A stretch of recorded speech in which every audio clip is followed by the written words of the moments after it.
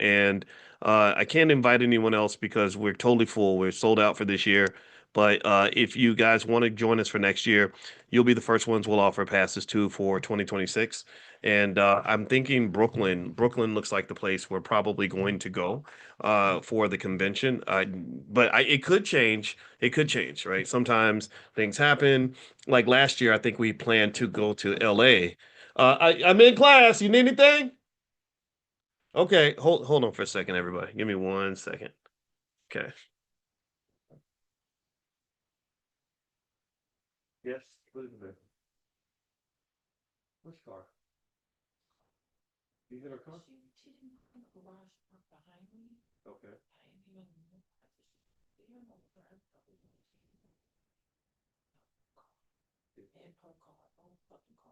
Really? Okay. Well, move them both away, and then we'll deal with it after. I'll deal with it after class. Okay. Well, I mean, I don't know that. You didn't look in the rearview mirror? Okay. I know, I know. Well, I'm in class, so they're hearing all this. So let me, yeah. Okay.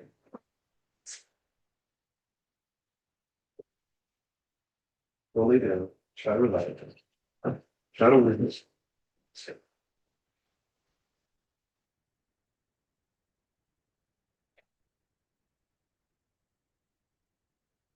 Okay, I'm back. I'm back. Woo, buddy. My wife just knocked on my door. Oof. It's I wish I could tell y'all what it was. It was some heavy stuff. So, all right, so let me refocus here so we can get back to it.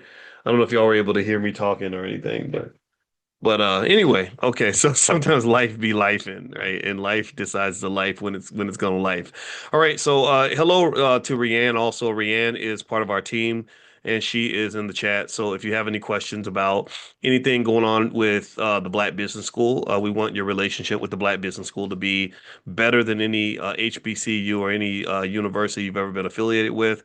So if you have any questions for Rianne, any issues at all, just talk to her. And also, don't forget the support email is support@theblackbusinessschool.com. So if you ever have any questions or issues or concerns at all, we got really nice people that love talking to Black people. So they're always ready for you.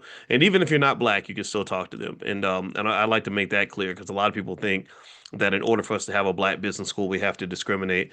I don't discriminate. We don't tell anybody they can't join. We just let them know what our priorities are, right? And I hope that you understand the difference. The difference is that we prioritize the Black community, but that doesn't mean we have to be exclusive. Just like you don't have to be a Catholic to go to Notre Dame, but Notre Dame prioritizes the Catholic community. It was built on behalf of their community. So we need institutions built on behalf of our community. It's the lack of Black institutions that causes us to have so many problems because we become heavily dependent upon institutions that are run and controlled by other people. And then when those institutions don't do right by us, all we can do is complain and protest and think that our favorite politician is going to fix it, and they never do. They never fix it.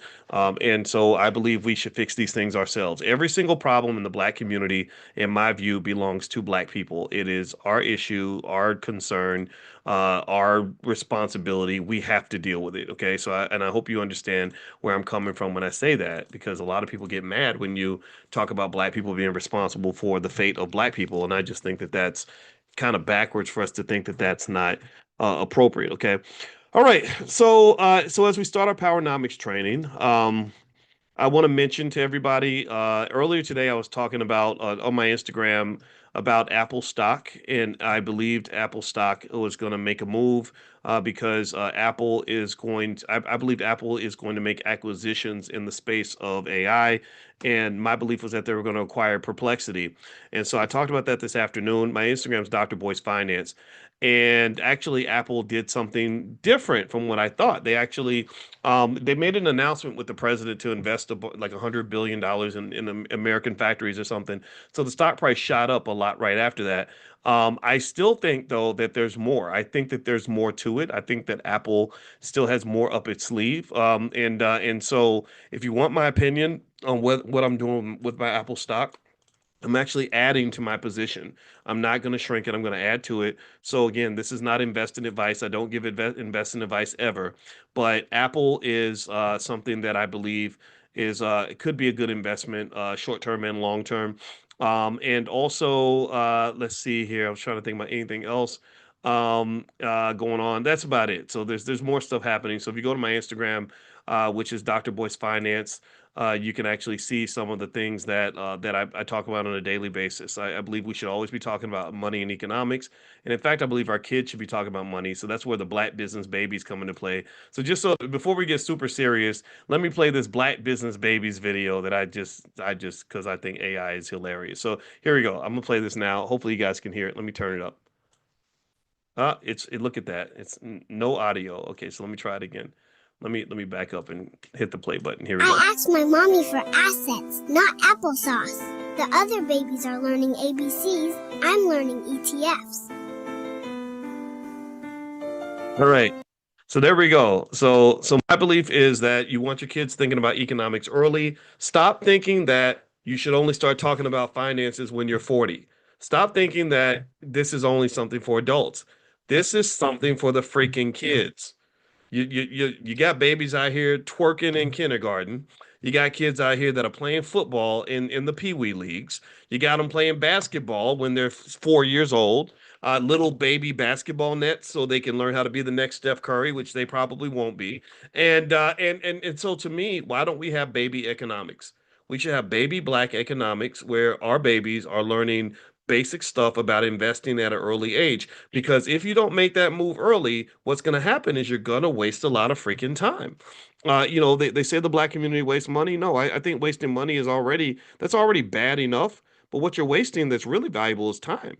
You got kids out here that spend their whole life and nobody's built any wealth for them. And then they get out in the world and they're broke. And people are surprised that they're broke. And I'm like, of course they're broke. Nobody ever invested for them. People in America that have money, somebody invested on their behalf. That's it. That's the reality. Somebody had to make a sacrifice for them. So if you don't have a sense of community and enough love for the babies to invest for them, then they're gonna be out here struggling. They're gonna be signed up for slavery. Noam Chomsky um, uh, Noam Chomsky was did something really interesting. He's a really smart guy who was on the faculty at MIT, and he said that Americans already live in a totalitarian state. And they said, "What do you mean we live in a totalitarian state?" He said, what you all call it is you call it a job. He said, "You've got these jobs where." There are people there that are telling you what to do, telling you when you can go to the bathroom, telling you what to wear, telling you what time to be there, making you spend time away from your own families. He said that's a totalitarian state.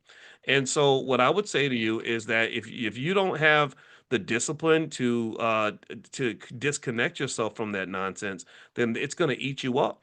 And so the corporate plantation is a terrible place to be for a lot of us, and it's easy to keep your kids away from it. All you got to do is put as much money into an S&P 500 index fund for your child when they're born as you put towards your car note. You've been paying your car note on time every month for 20 years. You've been paying the rent on time for 30 years. You've been paying your credit card bill on time every month, your cell phone bill on time. Pay for your future on time too. That's the biggest, most important investment that you'll ever make. So literally everything we're talking about, and I reiterate this because I need y'all to see me repeat myself. I need y'all to hear consistency here. That's my goal. In case you're wondering, like sometimes you'll be like, well, Dr. Boyce says the same thing over and over again. Absolutely. Absolutely. You know where I got that from? I saw with the CEO of Domino's Pizza, they said, well, how did you build this billion-dollar company? He said, I just repeated myself for 10 years. I repeated myself. And that's what I do. Some of these messages, I just say the same thing in different ways. The basic message is really simple. Number one, black people should educate our own children, create our own jobs, support black owned businesses. If we do those three things, educate our own kids, stop letting other people take over your culture. You saw BET is now losing the BET Awards and the Soul Train Awards. Well, they're not losing them because you can't lose something you never had. You can't lose something if it was never yours, then how can you lose we didn't lose the Soul Train Awards. You never had it. It was owned by Paramount. Paramount is owned by the same people who are over in Palestine shooting little babies on their way to get food. That's so Paramount has owned the Soul Train Awards, not you. And they had to give up the Soul Train Awards, I bet you, because Trump had to get Trump's blessing to do their merger with ByteDance. I think it's Skydance. I said Byte. That's another company. Skydance was buying Paramount. They couldn't get approval for the merger. In order to get approval, they had to go bow at the knees of Donald Trump. And Donald Trump probably said, "I'll sign off, but you got to fire Steve Colbert, and you gotta go and do XYZ with BET."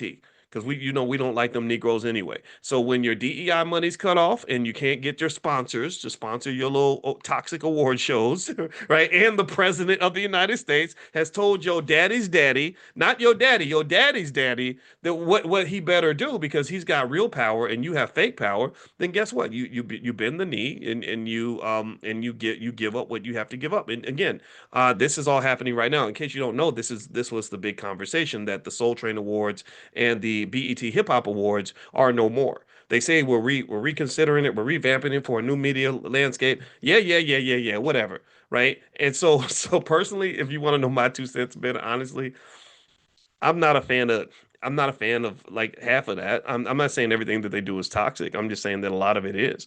And what I think that we still haven't yet learned is the difference between real power and the appearance of power. We have things that look like power, but they're not real power. In fact, on the wall behind me, you have two guys that were diametrically opposed in their positioning, Marcus Garvey and W.E.B. Du Bois. And I've spent time when I was in Ghana at W.E.B. Du Bois's house. He's a fellow scholar. His name sounds like mine. His name was Boyce. My name is Boyce. How cool is that?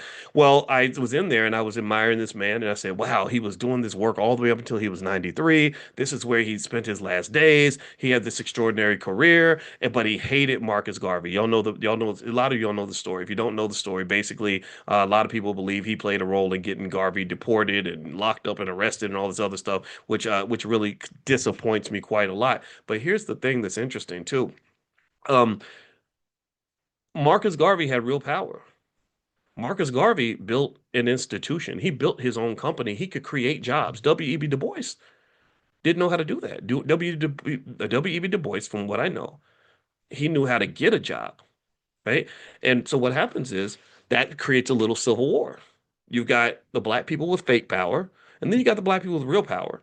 And sometimes the fake power people hate the real power people because they're like, wait, how can you be all liberated and talk like that and still be okay? Like, I can't talk like that at my job. I can't say these things to my boss. And wait, you're telling me you don't have a boss? That's not possible, Negro. What's wrong with you? So, if you remember, if you know like the origins of the NAACP, Du Bois partnered with the same people who are shooting little babies in Palestine, and they created the NAACP to manage black people. I don't have faith in their organization all the way around. I'm not saying that they haven't done good work. I'm not saying that they haven't shown up in certain ways that are very that are beneficial, but I am going to say that to some extent that's an overseer model. They become the overseers to the point where whenever we get too big for our britches, whenever we start making moves they don't approve of, whenever we start acting in a way that's not appropriate in their minds, like we say we want to take over hip hop. We don't want you owning the record labels. We want to own those record labels because the music you're putting out is junk. It's telling our kids to get addicted to drugs. It's telling them to hate the women. It's raising these black men to be little boys. It's telling them to do things that are going to get them in prison. And your people are making billions of dollars from this toxic nonsense. We don't like it. Well, then suddenly you become radical. You become a bad person. I'm not bad. I just care about my people. So at the end of the day, I will tell you that I think the transformation required is very simple. The challenge is breaking the brainwashing. I will say this. I love what a lot of what W.E.B. Du Bois did. I love what Marcus Garvey did. I love what Booker T. Washington did. I'm going to meet the president of Tuskegee at the All Black National Convention. He's coming by. I look forward to meeting him. He sounds like a remarkable man. He's doing great things at that school. So we're very happy to send our middle child to Tuskegee. Um, but let me just say this. At the end of the day, I see Garvey, powerful, Booker T, powerful, Du Bois was smart. All of them were smart, but I don't feel that I don't think that I think there's only so much power they will let you have if you're working for them. I don't think you can ever truly think you can be equal to white people and work for white people at the same time. Who in the hell taught you that you can ever have equality with your boss? In terms of power, I'm talking about power. I'm not talking about friendship and kindness and all these other things, or intellect. I'm talking about power. I'm talking about the ability to just make a decision like the one Paramount just made, where they said, "Oh, we don't care if you guys like these BET awards. We're writing the checks, so we're gonna go ahead and just take that off the table. We're gonna be the destroyer of worlds, right? We know that you have thousands of these little celebrities that come up on these stages and everything else, but we're just gonna eliminate the stage because we pay for the shit.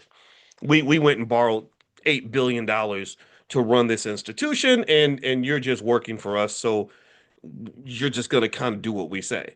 So really, and again, I'm sensitive to this because again, this is just my area. This is what we do. This is what finance professors understand. We follow the money, we track the money, because when you track the money, you're tracking the power. If you want to understand, for example, why the United States is the slave of Israel and the Zionists, just follow the money. Look at what they do with money. Look at how they, so part of me, part of me is angry at them because I don't like what's happening in Palestine.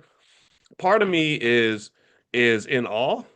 And part of me is like, wow, that's really gangster that you can control the world with this tiny little group of people. And why is that? Where does that come from? Well, go look at the life of a child in that community, and I want you to sit at the dinner table and look at what they're talking about. They are not sitting around talking about how you can be the next Whitney Houston. They're talking about how you can become the next Clive Davis. They're not talking about how you can become the next famous rapper. They're talking about how you can become the next Universal music label. They're not talking about how you can become the next Denzel, which Denzel's great, no disrespect. They're talking about, well, this is how you own MGM. We're breeding doctors, lawyers, business owners, investors. We're creating athletes and entertainers who will work for the business owners and investors. And that is a big net loss for the Black community. We have to create the investors. The investors have a certain mindset. That mindset typically connects to sacrifice. And again, so let's circle back before I start reading from Dr. Anderson's book. Sacrifice starts when the kids are born. You don't start, a lot of y'all started investing when you're 40. That's too late. You start investing when you're 30. That's too freaking late. Some of you started when you were 20. That's too late. Because that means you've been on this earth for 20 years and nobody's built wealth for you over a 20 freaking year period. So you're 20 years old in the year 2025 and you say, I'm going to start early. I'm going to start investing. Okay, slow clap. I'm clapping because I am happy for you because 20 is better than 30. So I don't want you to feel bad, but let me just tell you where the math goes in my head. What I'm sitting there thinking, because I'm radical, I'm intense, I'm too much, I'm overwhelming to people. I know this, but I can't help. It's who I am. I'm sitting there thinking, so you do know that if someone has started buying you like $200 worth of stock when in 2005 when you were born, you'd already have hundreds of thousands of dollars in your bank account. You do know that, right? Um, you do know that if somebody had just say bought some big, I talked to a woman today who told me, now she's a good investor though. She had over $1 million in her portfolio because her culture was a wealth building culture. She's actually from Jamaica, and most Jamaican people I know, they have fewer hurdles to overcome than African Americans. Not that they're superior, but I'm just gonna be honest. I don't know a lot of Jamaican men and women that are not, diligent and really on top of stuff. Not to say they're perfect though, but it's just the truth. But one thing she told me that was really interesting, she said that in 2012, when Bitcoin was like $50 or something, somebody said, well, just buy $10,000 worth of Bitcoin. And she did. Actually, it was $200 at that time. It was $200. So maybe it was 2014 or something. So she bought $10,000 worth of Bitcoin. And, but she sold it when it hit 17,000. And we talked about that, and she was like, "Oh my God, I'm kicking myself. I'm kicking myself." And I said, "That's okay. We all make mistakes. All of us do." But one of the things about investing and about wealth building is that in order to build wealth, you have to consistently plant seeds and you have to consistently let them grow. So when you guys come and ask me and you say, "Well, when should I sell my stock?" My first thought is like, well, why would you do that? What are you what's the hang up? What's the hold up? What's the goal here? Like why would you sell something that you own? If you talk about If you talk about building wealth, it's or owning assets. One thing you should know about rich people is that rich people don't usually sell stuff unless they have to. So if you, for example, if you have property, one thing I don't really sell property. Like if I move out of a house, I'm like, well, why would I sell the house? We don't need the money, so let's just keep the house because it's whatever it's worth. If it's worth 400,000 now, it'll probably be worth 800,000 in about eight years or something. So why not just keep it if we can afford to, right? Now, if you have to sell it, I get it, right? That's fine. And also the other thing too is I want to be real clear. I'm not trying to be hard on anybody. I know I'm kind of extreme sometimes in my language, and I'm only extreme because I see these opportunities. I see our potential. I'm very passionate about that. So I want to apologize to anybody. I don't want anybody to feel dumb. Let me know because I'm worried right now. I'm worried that I'm being a little bit too upfront. So let me know if it's okay for me to really let you get a glimpse of your potential. I hope that that's okay because I don't want to be mean because I know that sometimes it makes people nervous and they talk to me and they're like, well, I don't want shame. I don't want any shame. I want you to feel pride. I want you to feel powerful. I want you to feel capable. I want you to just know, like, oh, we got this. We're killing this. We're not just gonna catch up and be equal. We're gonna shoot past the mark and we're gonna absolutely murder it. So if you want to murder it, if you want to kill it, first thing you need time. Time is the most fundamental ingredient of wealth building that there is. All the mathematics behind wealth building all come back to time. The more time you have, the easier it is to build wealth. If you want an analogy, think of it like driving a car down the road. I could have a faster car than another person, sure. But if they've been driving for 6 years and I've been driving for 20 minutes, it doesn't matter what kind of car I have. I can't catch up with them because they've been even if they've been putting along at 20 miles an hour, if they've been driving for 6 years, 6 months or whatever, they're going to be so far down the road that literally I won't it doesn't matter. I could be in a jet airplane, I'm not catching them. So a big misconception about wealth building is that people think you have to be rich. Another thing, and me and this sister talked about this today, so this is on my mind. Also, you don't have to know a whole lot about investing to do it. She mentioned that she said, "Yeah, I lost a lot of money day trading," and I said, "Yeah, most people do, because that's one of the big internet fads. You know, they sell you this dream. If you day trade, you can go on vacation every week and live the best life." Well, the person teaching you day trading is living their best life. They're the ones on vacation, and then they'll show you their student that made some money that week. But I'm gonna just tell you, the research shows that day trading, that high frequency, like I'm gonna buy it today and sell it tomorrow and all this other stuff, that only works for about less than 10% of the audience. So most people that do day trading don't come back to me with good stories. That's just the truth. And I said, but however, the good news is that there are simple things that a person can do if they don't overthink it that will lead to enormous amounts of generational wealth that you can't even imagine. Like you can't even fathom how wealthy you if you simply just walked out of here and just said, "Okay, rain, sleet, snow or hail, I'm dropping 200, 300, 400, whatever you can afford into my S&P 500 index fund. I'm going to do whatever my car note is. I got this BMW, my car note's 550. I'm going to put 550 in my investment portfolio every month, and I'm going to put it in you have two mutual funds, AIQ and SPY. I'll even tell you which ones. And you do that consistently and you don't sell in really less than a decade, you'll see the difference. In 20 or 30 years, you won't even recognize yourself financially. People will see you with all that wealth, and they're literally going to think that you were born with a silver spoon in your mouth. They're literally going to look at you and say, "You don't know what it's like to be poor. You ain't never been through the struggle." They will literally feed you the most frustrating propaganda in the world that any black person who has wealth either got lucky or they were born with a silver spoon in their mouth, both of which are complete lies most of the time. Most of the people that have wealth changed their value system. They made a difference. They took action.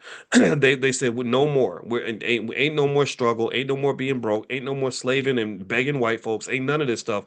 My kids are not even going to have to work for anybody because before they're born, we're going to pay for investments as if that is a bill, and then we're not going to sell it. We're not going to touch it. This is sacred money that is here for the protection of the family. We only go into this money if we really really have to, and that is how you create financial security. That's how you create your own economic bodyguard. It is like literally raising another child that in the beginning that child's going to eat food. He's not going to help out very much, but when that child gets big, when that little economic baby gets big, when that little pile of cash in that portfolio gets big, it's going to be like having Shaquille O'Neal walking around as your bodyguard everywhere you go. That big pile of wealth that you built over those years, that big baby you've been feeding consistently, is going to actually bring in more money into the house than you. And then you're going to get to the point where that big baby, just like Shaq, can say, "Okay, mama, you can quit your job now. I'm making enough money for all of us, and I just bought you a house." I have seen it happen. I talk to students on a regular basis, some of whom are in different stages,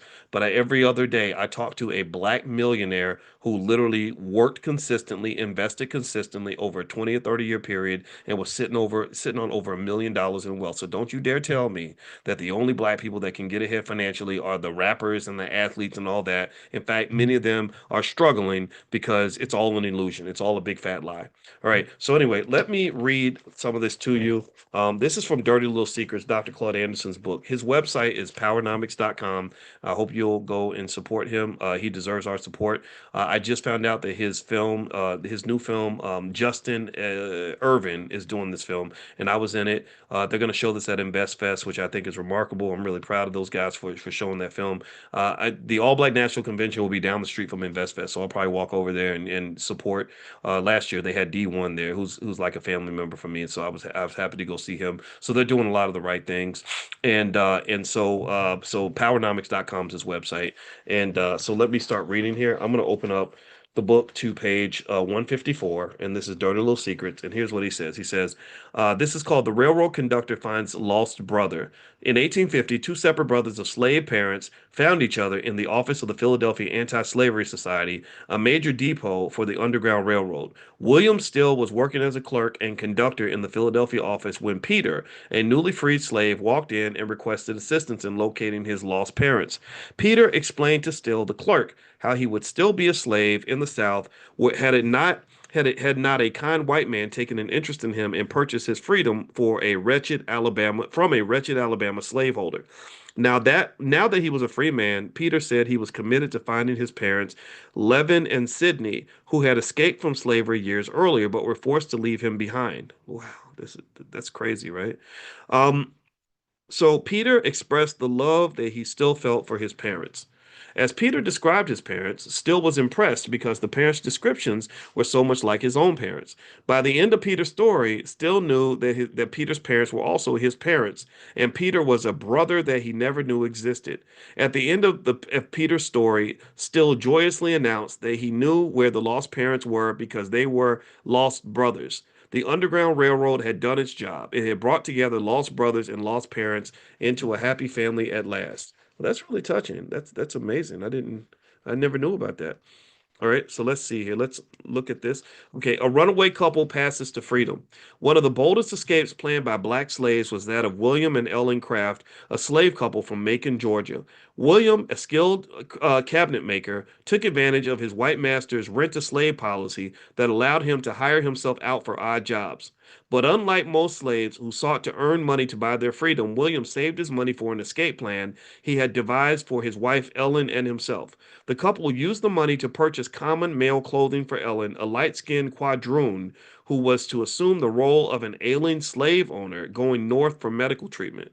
Interesting, right?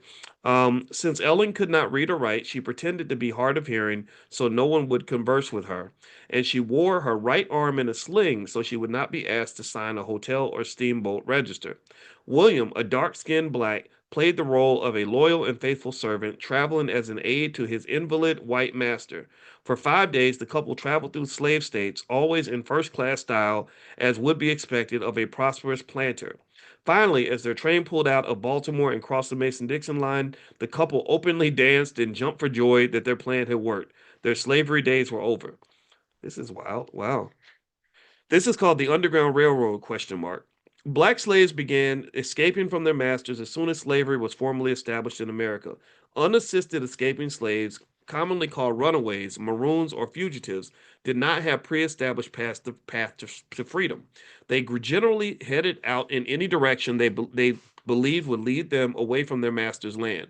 Escape routes typically led west, south, and north, or any combination of these directions determined mostly by the runaways' ability to obtain food, shelter, and security. An estimated 30 to 60,000 slaves out of a population of 4 million deserted slavery via the Underground Railroad between 1830 and 1860. It is also true that the Underground Railroad's effectiveness had been exaggerated. A lot of slaves escaped and did not use the Underground Railroad. It is telling, however, that most slaves chose to remain in bondage for life. Isn't that interesting? I didn't. That's okay. Although the term Underground Railroad first appeared in print in the early 1840s as a mechanism for assisting slaves to escape to the North, the phrase was used as early as 1804. General Thomas Boudet, an officer in the Revolutionary War, purchased the slave Stephen Smith and took him to Columbia, Pennsylvania. Smith's mother later escaped and followed her son to Pennsylvania. The Boudets took Smith's mother in just before she was tracked down by her white mistress, and they refused to turn the black female over to her white mistress. In the minds of some historians, this incident was the beginning of the Underground Railroad, which later developed into an organized network of way stations that helped slaves escape from the South to free states and as far north as Canada. The way stations were mainly homes whose residents and helpers were free blacks as well as whites. As the Underground Railroad increased in popularity, other railroad like terminology was added. The escaping slaves were called passengers. The homes were shelters or stations, and those who guided them were conductors. Most of the credit for the success of the Underground Railroad was given to whites who participated in the slave runaway system.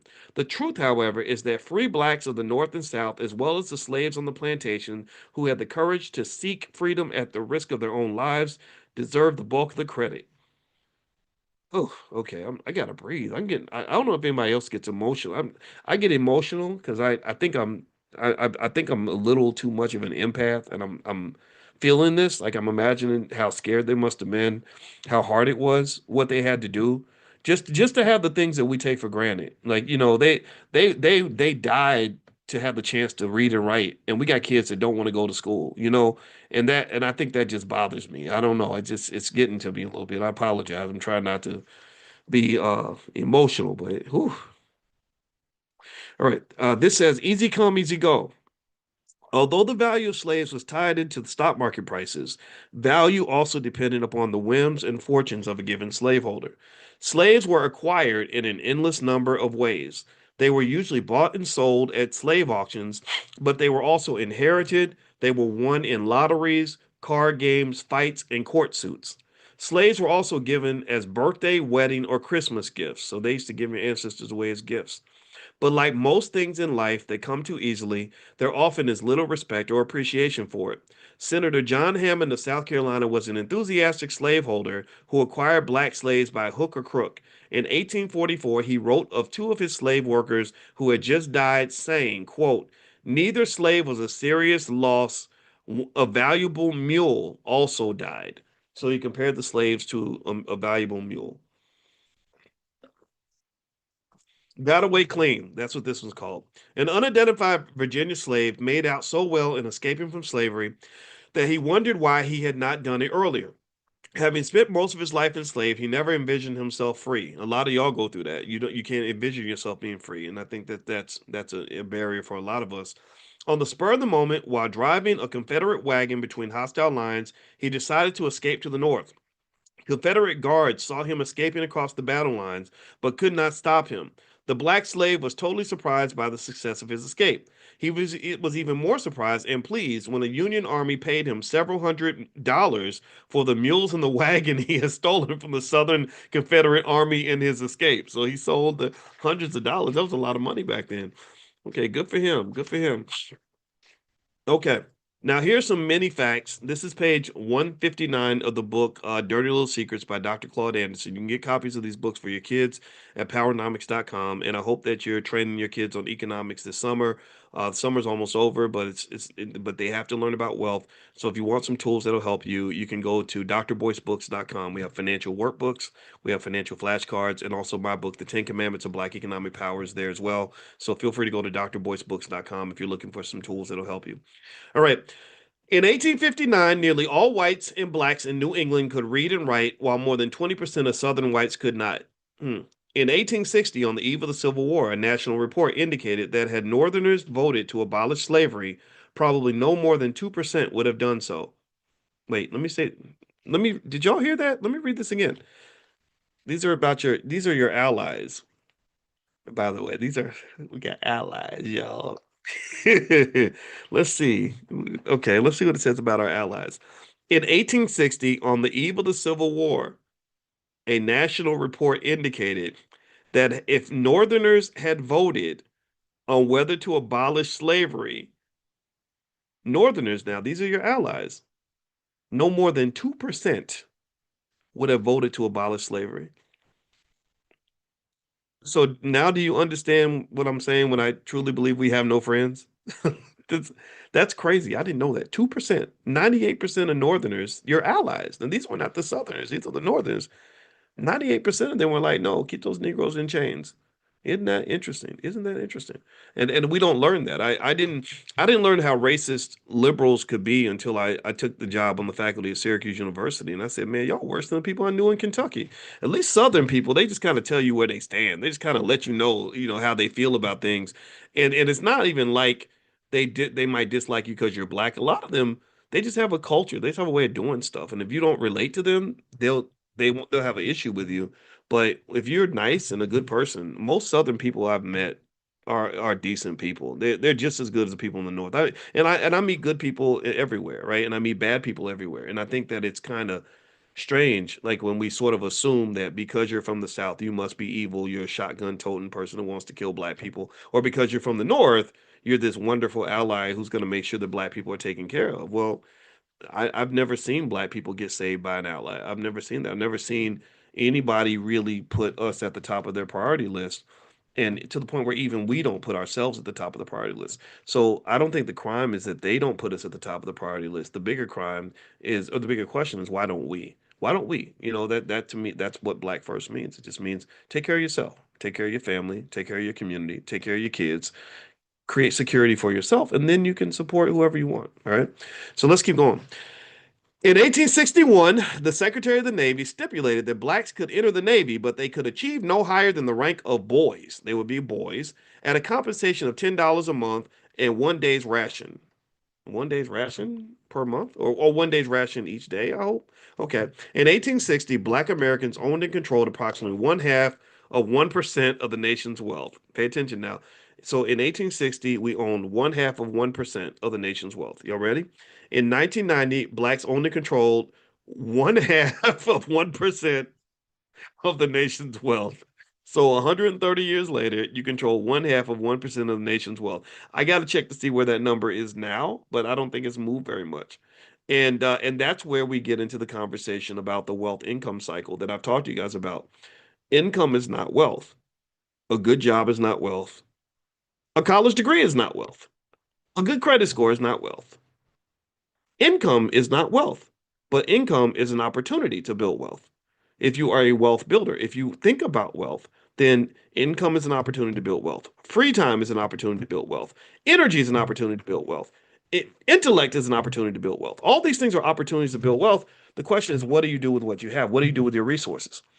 And so, if you understand that income is not wealth and that income is an opportunity, though, to build wealth, then that's how you break out of the cycle of being poor. Poor stands for passing over opportunities repeatedly. So, if you understand that income is not wealth, but income is the opportunity to build wealth, then what you do is you say, okay, when I get income, I'm going to take advantage of that opportunity, go through the the economic wormhole, so to speak. I'm going to take this income, turn some of it into wealth, and you do that consistently, then guess what? Your wealth starts to stack up, and therefore your economic power starts to grow. The hard part is that it takes time, and that's where people miss it. People miss because they don't have the financial consciousness to see 20, 30 years down the line. They're doing what Congress does. This is a common American thing. They're looking at the here and now, and what can I get right now? I only want it if I can get it right now. And it's really and that's a problem because you think about this, right? If someone in the year 2000 had enough consciousness to see the year 2025, like to really see it before it actually got here, to 25 years ago say, okay, I'm here now, but if I keep doing this in 25 years, I'm going to be set. Well, that person would be extremely wealthy. They'd be doing incredibly well. So the challenge for you is it's now 2025. We can't go backward, but we're going to go forward. Can you see the year 2050?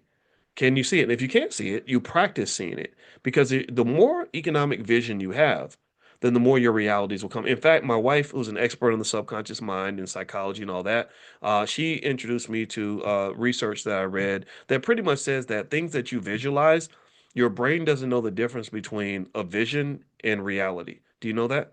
That your brain literally, if you meditate on a vision enough, your brain starts to see it as real.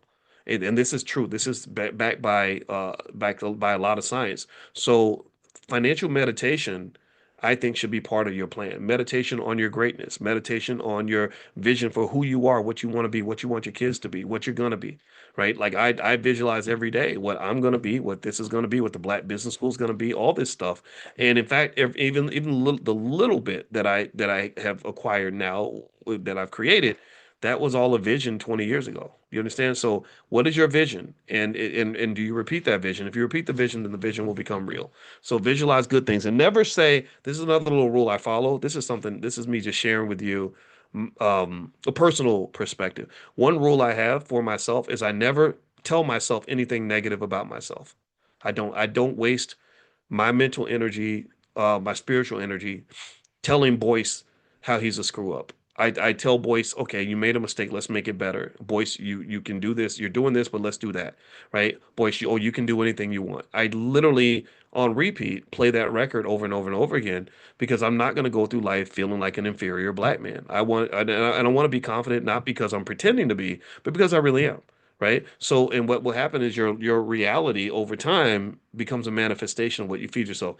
So don't tell yourself you're ugly. Don't tell yourself you're stupid. Don't tell yourself you hate math and you're not good at it. Don't say things like that to yourself. Say good things to yourself. Tell your, be your own best cheerleader.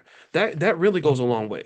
It seeps into your subconscious in ways you can't even imagine. I promise you. I've studied this extensively because I went through high school and I had a problem with depression and low self-esteem. That's just what I had. That was the result of me having a very domineering father. He was very dominant and and sometimes he turned into a bully at times, but he wasn't a bad guy. He just coped. He was a cop and he was a Vietnam veteran and it was this towering figure, but at the same time there was a point where so it affected me in a lot of ways. My confidence, self-esteem was not there.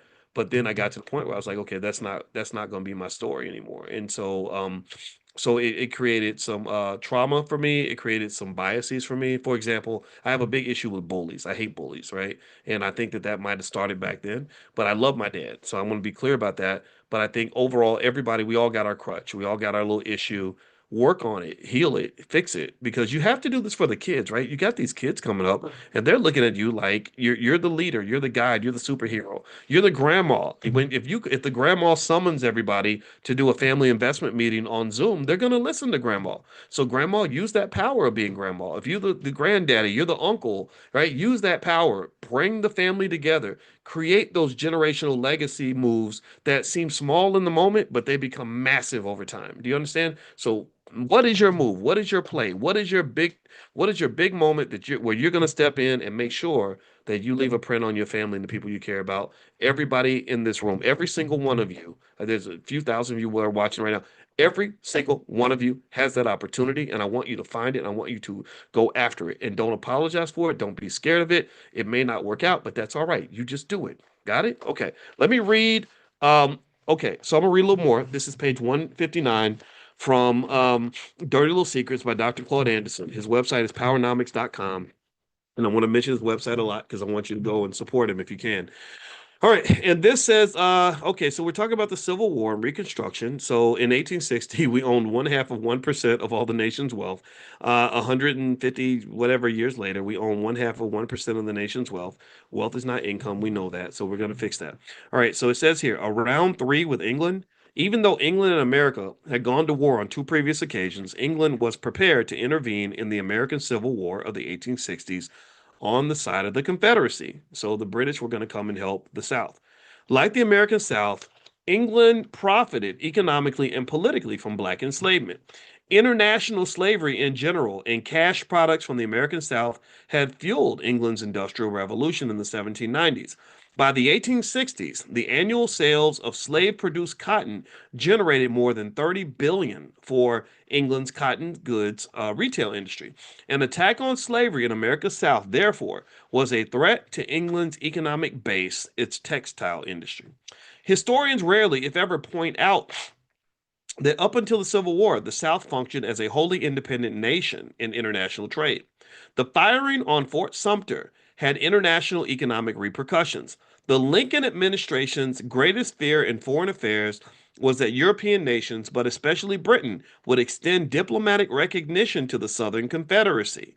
Britain's recognition of the South would have legitimized secession from the Union and undermined the U.S. Constitution. Intervention would have inevitably led to another British American War. The Prime Minister, Lord Palmerston, who bore the ultimate responsibility for any decision to intervene in the American Civil War, insisted that Great Britain wait until a decisive Southern Confederacy victory over the Northern Union forces occurred. Then they would jump in. Did y'all catch that? That's strange. So they're saying like once you win the fight, we'll jump on your side. That's kind of a punk move, you know.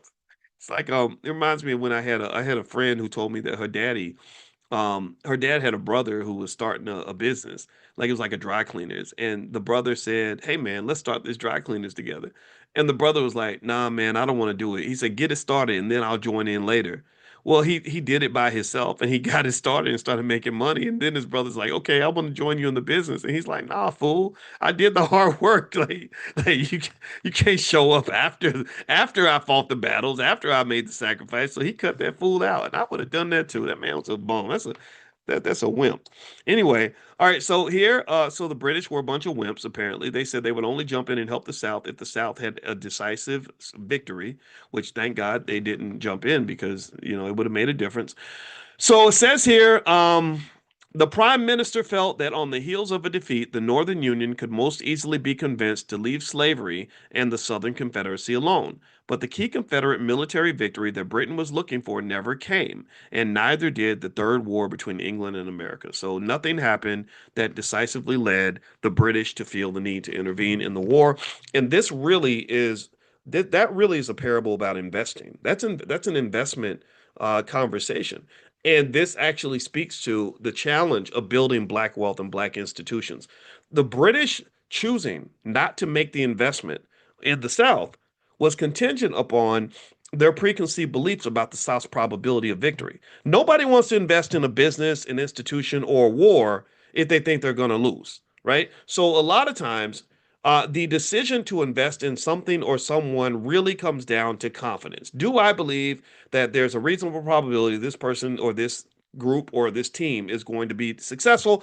If the answer is yes, then I make an investment, right? So a lot of times, black businesses don't get capital, don't get support from the community, from whites, or from institutions, largely because your black skin, the brand of blackness, has been so distorted by bullshit in hip hop music and all these horrible imageries of the black man as a clown, a child, a buffoon, or whatever. We all carry this, right? So when I show up and I say, "No, I'm not a rapper, I'm a college professor," people are still looking at me like, "Well, you ain't no real college professor because black men don't do that." Or if I say, or if you say, "I'm no, no, no, I'm not twerking. I'm not trying to be the next Cardi B. I just want, I'm good with artificial intelligence." The people at Google are like, "No, black women don't do that." But y'all know how to pop it though, because you heard that new Cardi B, right? So this is the danger of the misrepresentation of the black man and the black woman around the world.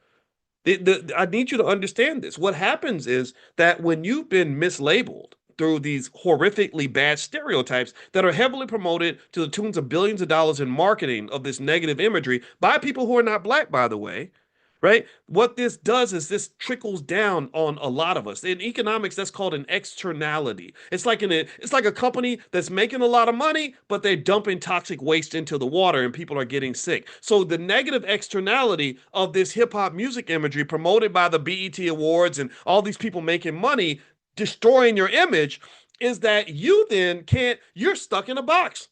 You're stuck in America. America's a country where black men pretty much only have certain pathways where people will invest in you. There are only certain areas where they have confidence in you. If you show up as a comedian, it's like, oh yeah, black people, they real funny. Them Negroes make me laugh, right? You show up as an athlete, oh yeah, them Negroes can run and jump and look at how strong they are. You show up as a rapper, oh of course you can rap because all the black men know how to flow. But when you show up as an engineer, it's like, no, we get our engineers from China.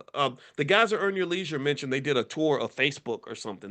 They know more white people than I do. I don't. I just don't. I hang out with my people most of the time.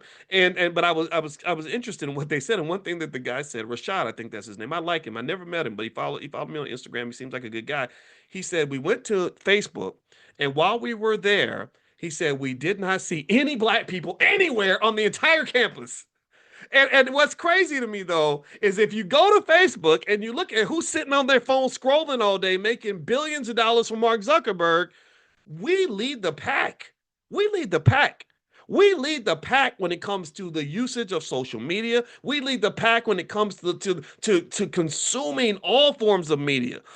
So how in the hell is it that we lead the pack when it comes to media consumption, but we're nowhere to be found when it comes to benefiting from media technology?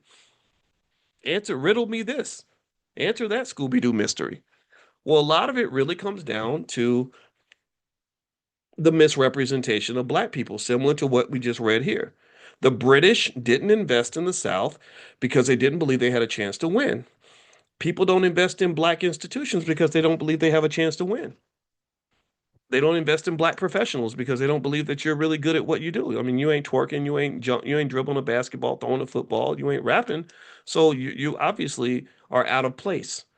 And so this is one of the challenges for building black businesses and building black institutions. And what makes it even more criminal, just more sinister and it's really devastating is that it's not just white people who don't have faith in black people. It's not just Asian people who don't have faith in black people. It's not just Arab people who don't have faith in black people. It's not just every damn immigrant coming across the water that doesn't have faith in black people. African American people don't have faith in black people either. There's so many black people who think there's something wrong with you when you're a black man who doesn't want to get a job and you want to run a business. They're like, wait, you're not supposed to be the boss. You're not supposed to be the landlord. Wait, I'm not paying rent to you, sucker. You're not a landlord, right? So to some extent, it doesn't just affect the way others view us. It affects how we view ourselves. This is why you will never see me crying because Paramount canceled the BET Hip Hop Awards. I don't give a damn. You putting clowns on stage and they supposed to represent me. Half of that shit up there don't represent nothing positive, and it represents none of the people that I know. It don't represent that stuff. Sexy Red, the Cardi B, the gangster rapper, gangster thug imagery. Just you could take all that stuff and shove it up your butt because that's not blackness. That's something else. So when you tell me that that's black culture, and then Paramount is like, well, this is culture. This is black culture. Watch the award show. This is the culture. They do that every year, and it just infuriates me because I'm sitting there saying, does anybody else know how dangerous it is that somebody is claiming to own your culture? Do you understand how much of a violation of your black national security that is? That really um triggers the black nationalist in me. I'm like a Malcolm X type guy. I'm into black nationalism. That triggers me because that's a threat to national security because no country, no sovereign entity, no sovereign group of people will ever let somebody else claim control over their culture. Jewish people don't let you to control their culture. They don't let you create JET and say this is Jewish culture. You got to have the chutzpah to Mazel Tov, right? like, can you imagine that? They would not allow that. They would stop that immediately because they would see the threat. I think we don't see the threat because there's a part of us that is heavily colonized. We truly believe that we're supposed to be owned and controlled by other people. That's why we train our kids to grow up and go to work. So let me keep reading here. All right. And just for the record, I'm a Malcolm X and Farrakhan guy. I know that they didn't see eye to eye, but I don't care. I love them both, and that ain't gonna change. All right. Slavery divided families and the nation. The Civil War is often referred to as the Great Dividing War. Although symbolically it was fought to preserve the Union, in reality it was fought to preserve slavery. Without slavery, there would have been no resort to arms between the North and the South. and the various racial, political, economic, and familial divisions that split and threatened the viability of the nation and its families would not have occurred. It was Abraham Lincoln who said that a house divided against itself would not stand. He could have been speaking about his own household. The Civil War reached inside the White House and touched Lincoln's family, the first family of this nation, and it divided it as it divided the nation itself along lines of Union versus Confederacy. The division within the Lincoln household became so great that the United States Senate Committee on the Conduct of the War felt it had to deal with it as a deal with what was a national issue. The committee met to consider charges of treason against the president's wife, Mary Lincoln. Lincoln came to her rescue and read a brief statement denying that any member of his family had collaborated with the enemy. Four of Lincoln's brothers in law wore Confederate uniforms. One of them, Lieutenant David P. Todd, was charged with brutality against Union soldiers held as a prisoner of war in Richmond, Virginia. Mary Lincoln's two sisters were married to Confederate officers, while her brother, Dr. George Todd, was a volunteer Confederate surgeon who Lincoln called an unhung scoundrel. So I guess he's a scoundrel that should have been hung. That's interesting. Wow. Okay. I'm gonna read this last section, then we're gonna finish up for tonight. And by the way, if you want to get invited to, if you're not invited already to a weekly Powernomics training, just text the word greatness, GREATNESS, text greatness to the number 87948. And you can also, or you can go to blackkeystogreatness.com, blackkeystogreatness.com. That's, you get free access to my life class if you go there as well. And there's a lot of stuff in there. So but it's not financial stuff. It's mostly like a life class. So feel free to go to blackkeystogreatness.com, and it's totally free. All right. So the nation's richest were the first draft dodgers. The first military draft by the federal government, called the Enrollment Act, began in 1863, 1 year after the Confederate draft. The act required all men between the ages of 18 and 45 to register with local militia units and be available for national service. There was an immediate negative reaction to the Draft Act, first because the act exempted men in certain occupations and those with physical disabilities or the ability to pay $300 for a substitute to stand in for them. As with the most recent drafts, this exemption allowed wealthy people to stay home and profit from the Civil War. Kind of like today, right? Most people who declare war don't want to actually fight in it, and they don't want to send their kids. Isn't that fascinating? Those who protested the draft the loudest included J.P. Morgan, who soon became America's wealthiest man, Andrew Carnegie, not far behind Morgan, future President Grover Cleveland, then a young aspiring attorney, and the well to do fathers of Teddy and Franklin Roosevelt.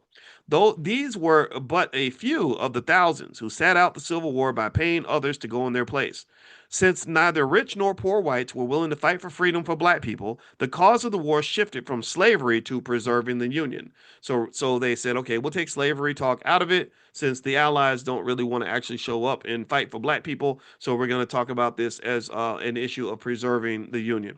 The indifference to the plight and well-being of black people was a sad indictment of majority society. Even though blacks were the only racial or ethnic group who had fought in every major national conflict to gain and ensure freedom for white Americans, and whose mother country had never been at war with this nation, the greater number of northern whites did not and would not fight a war for black freedom.